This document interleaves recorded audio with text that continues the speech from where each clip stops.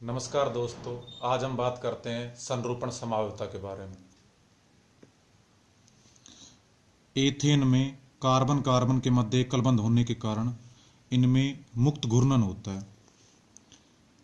इस बंध को हम 1 डिग्री 2 डिग्री 3 डिग्री कितने डिग्री पर रोटेट कर सकते हैं। जब रोटेट करेंगे तो अनेक रूप बनते जाएंगे, जिन्हें कहते हैं संरूपण समावयवी। संरूपण समावयवी तो एकल बंध के मुक्त घूर्णन के कारण अनेक रूप बनते हैं, ये अनंत बन सकते हैं। तीन अनंत संरचनाओं को कहते हैं संरूपण समावयवी, और ये घटना कहलाती है संरूपण समावयवता। तो संरूपण समावयवता है, उसको व्यक्त करने की दो प्रमुख विधि है, सौहार्ष प्रक्षेपण सूत्र और न्यूमान प्रक्षेपण सूत्र। सौहार्ष में दो रूप बनते, एक ग्रसित रूप बनता है, एक अंतरित रूप, और न्यूमान में भी दो रूप बनते, एक ग्रसित और एक अंतरित। तो पहले हम बात करते हैं न्यूमान प्रक्षेपण सूत्र की। तो एथेन है, इसमें दो कार्बन है। इस कार्बन को हमने मान लिया फ्रंट वाला कार्बन, और ये हो गया हमारा बैक वाला कार्बन। जो फ्रंट वाला कार्बन है इसके साथ में 3 हाइड्रोजन परमाणु जुड़े हुए हैं, इसी प्रकार बैक वाले कार्बन के साथ में 3 हाइड्रोजन परमाणु जुड़े हुए हैं। तो फ्रंट वाले कार्बन को हमने मान लिया बिंदु के रूप में। ये बिंदु दर्शा रहा है किसको? इस फ्रंट वाले कार्बन को। इस फ्रंट वाले कार्बन के साथ में 3 हाइड्रोजन परमाणु जुड़े हुए हैं। तो ये पहला हाइड्रोजन हो गया, ये दूसरा हाइड्रोजन और ये तीसरा हाइड्रोजन। उसके बाद में जो बैक वाला कार्बन है, जिसको हमने ये वृत्त मानना है, इस वृत्त के साथ में कितने हाइड्रोजन जुड़े हुए हैं? 3 हाइड्रोजन। तो अब पहले कार्बन के जो 3 हाइड्रोजन है, इनके बिल्कुल नीचे या इनके पीछे की तरफ ये बैक वाले कार्बन के 3 हाइड्रोजन जुड़े होते हैं। अगर हम इस हाइड्रोजन के नीचे दूसरा हाइड्रोजन जोड़ेंगे तो हमें दिखाई नहीं देगा, इसलिए हम थोड़ा सा 1 डिग्री क्लॉकवाइज रोटेट करके इस हाइड्रोजन को इस प्रकार दर्शा देते हैं। इसी प्रकार 3 हाइड्रोजन है, तो दूसरे हाइड्रोजन को हमने 1 डिग्री रोटेट किया और यहां पर दर्शा दिया। इसी प्रकार तीसरे हाइड्रोजन को भी हमने 1 डिग्री रोटेट करके दर्शा दिया। वास्तव में है क्या, ये जो पहले कार्बन के जो 3 हाइड्रोजन परमाणु हैं, इन्होंने इस पीछे वाले कार्बन के 3 हाइड्रोजन परमाणुओं को ढक रखा है। तो ये जो रूप कहलाता है, ये कहलाता है ग्रसित रूप। कौन सा रूप कहलाता है? ग्रसित रूप। अब इसको हमने 60 डिग्री पर रोटेट किया। अब 60 डिग्री पर मतलब एक स्टेबल संरचना बनती है, इसलिए हम 60 डिग्री पर रोटेट करते हैं। 1 डिग्री 2 डिग्री 3 डिग्री कितने डिग्री पर रोटेट कर सकते हैं? इसको 1 डिग्री पर रोटेट करेंगे तो ये जो हाइड्रोजन है ये यहां आ जाएगा, तो 2 डिग्री पर कुछ यहां आ गया। तो मतलब इस प्रकार से अनेक संरचनाएं बनती जाती है, जिन्हें हम क्या कहते हैं? संरूपण समावयवी, और ये घटना संरूपण समावयवता। तो हम कितने डिग्री पर रोटेट कर रहे हैं? 60 डिग्री पर। अब रोटेट कौन से कार्बन को करना है? ये फ्रंट वाला जो कार्बन है इसको तो स्थिर रखना है, और जो बैक वाला कार्बन इसको हम रोटेट करेंगे। तो फ्रंट वाला कार्बन ये ऐसा कैसा आ गया?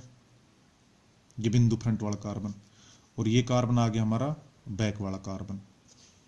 अब जो फ्रंट वाला कार्बन है इसको हमने रख लिया स्थिर, तो इसके हाइड्रोजन परमाणु है जिस प्रकार से पहली संरचना में जुड़ रहे थे सेम उसी प्रकार जुड़ जाएंगे इसमें। तो इन हाइड्रोजन परमाणु को हमने इसी प्रकार जोड़ दिया। उसके बाद में जो बैक वाला कार्बन है, बैक वाले कार्बन को हमने किसके रूप में दर्शाया? गोले के रूप में। और ध्यान रखना इस गोले के साथ ही जोड़ने इन हाइड्रोजन को। कई बच्चे गलतियां क्या करते हैं, इस बिंदु के साथ में ये जो बिंदु है ये फ्रंट वाला कार्बन, इसके साथ में हाइड्रोजन जोड़ देते हैं। तो इस गोले के साथ में ही इन हाइड्रोजन को जोड़ना है। अब हमने इसको 60 डिग्री पर रोटेट किया। अब देखो रोटेट करेंगे तो यहां से और यहां तक का जो बॉन्ड एंगल है, ये बंद कोण है, ये कितना है? यहां से यहां तक का 120 डिग्री। तो इनके बीच में कितना आ जाएगा? 60 डिग्री। तो जब घुमाएंगे, पंखा जैसे घूमता है तो उसकी तीनों पंखड़ियां साथ ही घूमती है। तो ये पीछे वाले कार्बन को हमने एक पंखा मान लिया, इसको हम घुमा रहे हैं। तो जब तीनों पंखड़ियां साथ घूमेगी तो ये हाइड्रोजन है ये इधर आ जाएगा घूम करके। तो ये हाइड्रोजन आ गया हमारा इधर। ये जो हाइड्रोजन है ये इस हाइड्रोजन के बीच में आ जाएगा। तो ये हाइड्रोजन हमारा इधर आ गया, और ये जो हाइड्रोजन है ये इस हाइड्रोजन के बीच में आ जाएगा। तो हमने इसको रोटेट कर दिया 60 डिग्री पर, तो ये संरचना प्राप्त हो जाएगी हमारी। अब इस संरचना में, पहले वाली संरचना में तो पहले कार्बन के जो हाइड्रोजन थे उसके नीचे दूसरे कार्बन के हाइड्रोजन थे, तो इसको तो हमने नाम दिया ग्रसित। इसको ग्रसित रूप कहते हैं। और अब पहले कार्बन के जो हाइड्रोजन परमाणु, उनके बीच में दूसरा जो कार्बन, ये गोला या ये वृत्त है, इसके हाइड्रोजन परमाणु इसके बीच में, उसके बाद में तो ये हमारा कहलाता है अंतरित रूप।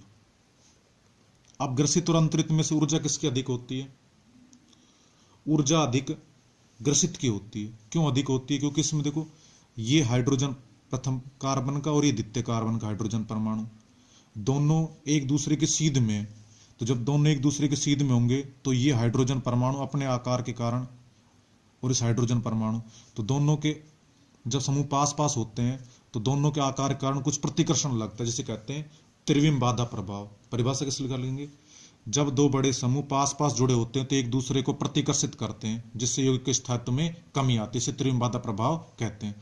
और हमेशा ध्यान रखना, जिस अणु का स्थायित्व जितना कम होता है, तो कम क्यों होता है? क्योंकि इसकी ऊर्जा अधिक है। तो इसकी ऊर्जा ग्रसित की हमेशा अधिक होती है, किससे? अंतरित से। और अधिक स्थायी कौन सा होता है? अंतरित होता है। क्यों अधिक स्थायी होता है? क्योंकि इसमें जो पहले कार्बन का जो हाइड्रोजन परमाणु है और ये दूसरे कार्बन का जो हाइड्रोजन परमाणु है, इनके मध्य दूरी अधिक होती है, जिसके कारण जो त्रिविम बाधा प्रभाव कम लगता है, या इन दोनों के मध्य प्रतिकर्षण कम होता है, जिसके कारण इसका स्थायित्व अधिक होता है। तो ग्रसित रूप होता है कम स्थायी, ये होता है कम स्थायी, और अंतरित रूप होता है अधिक स्थायी। तो ग्रसित और अंतरित में से हमने जाना कि कौन सा रूप कम स्थायी होता है, कौन सा रूप अधिक स्थायी होता है, और बनाएं किस प्रकार से, भी हमने इसमें पढ़ा। उसके बाद में सौहार्द प्रक्षेपण सूत्र की बात करते हैं। इसमें भी ग्रसित और अंतरित दो रूप बनते हैं। तो अगर हमने पहले वाली संरचना बना ली तो इसको हम दूसरी संरचना को इसके द्वारा हम आसानी से बना सकते। देखो बनाएंगे किस प्रकार से। ये पहले वाला कार्बन हो गया, फ्रंट वाला कार्बन, इसको हमने बिंदु द्वारा दर्शा दिया। अब इस कार्बन के साथ में 3 हाइड्रोजन परमाणु जुड़े हुए हैं, तो 3 हाइड्रोजन परमाणु जोड़ देंगे।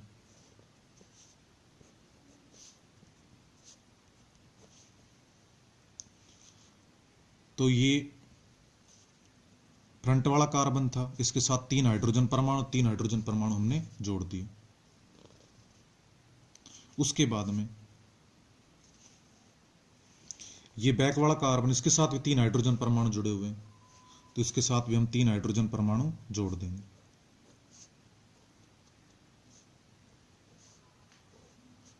इसके साथ भी हमने 3 हाइड्रोजन परमाणु जोड़ दिए। अब जो फ्रंट वाला कार्बन है उसके नीचे ये दूसरा कार्बन हो गया, इस हाइड्रोजन ने इस हाइड्रोजन को ढक रखा है,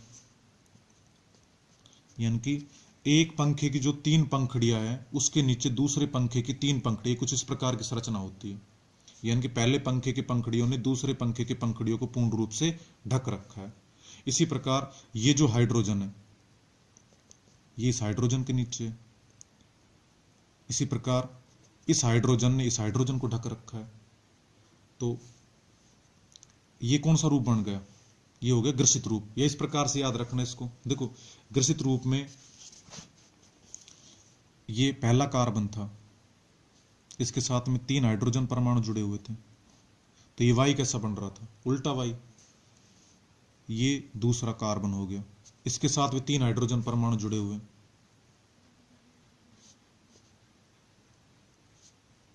तो ये वाई भी कैसा बन रहा है? उल्टा वाई।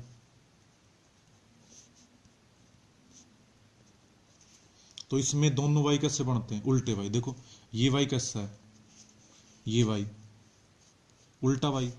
ये भी कैसा वाई है? उल्टा वाई। तो ध्यान रखना कि जो ग्रसित रूप बनेगा, चाहे सौहार्द प्रक्षेपण में बनाए, न्यूमान प्रक्षेपण में बनाए, चाहे सौहार्द प्रक्षेपण में बनाए, दोनों में वाई कैसे होते हैं? उल्टे वाई होते हैं। उसके बाद में अब हम इसका दूसरा रूप बनाते हैं। ये तो ग्रसित रूप हो गया। अब अंतरित रूप बनाना है। अंतरित रूप कैसे बनाओगे? जो फ्रंट कार्बन उसको स्थिर रखना। तो पहला कार्बन तो हो गया स्थिर,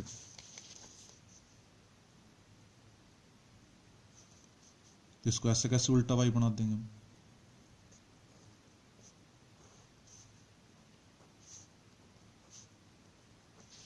उसके बाद में ये बैक वाला कार्बन हो गया। अब ध्यान से देखना, ये तो फ्रंट वाला कार्बन था हमारा और ये बैक वाला कार्बन। अब यहां इसको हमने कितने डिग्री पर रोटेट किया था? यहां से यहां तक हमारा हो गया बॉन्ड एंगल कितना हो गया 60 डिग्री। तो हमने 60 डिग्री पर रोटेट किया था। तो देखो जब हम 60 डिग्री पर रोटेट करेंगे तो पहले इस कार्बन के जो 3 हाइड्रोजन थे, इन्होंने इस कार्बन के 3 हाइड्रोजन को ढक रखा था।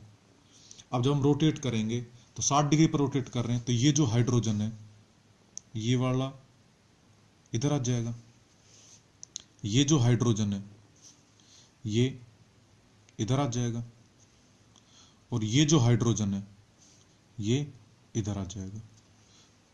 तो कुछ इस प्रकार की संरचना प्राप्त हो जाएगी हमें।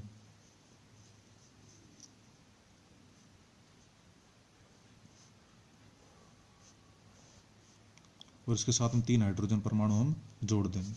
अभी संरचना ऐसी है कि पहले कार्बन के जो 3 हाइड्रोजन परमाणु हैं, इन्होंने दूसरे कार्बन के तीनों हाइड्रोजन, पहले कार्बन के जो 3 हाइड्रोजन परमाणु, उनके बीच स्थान में दूसरे कार्बन के 3 हाइड्रोजन परमाणु उपस्थित है।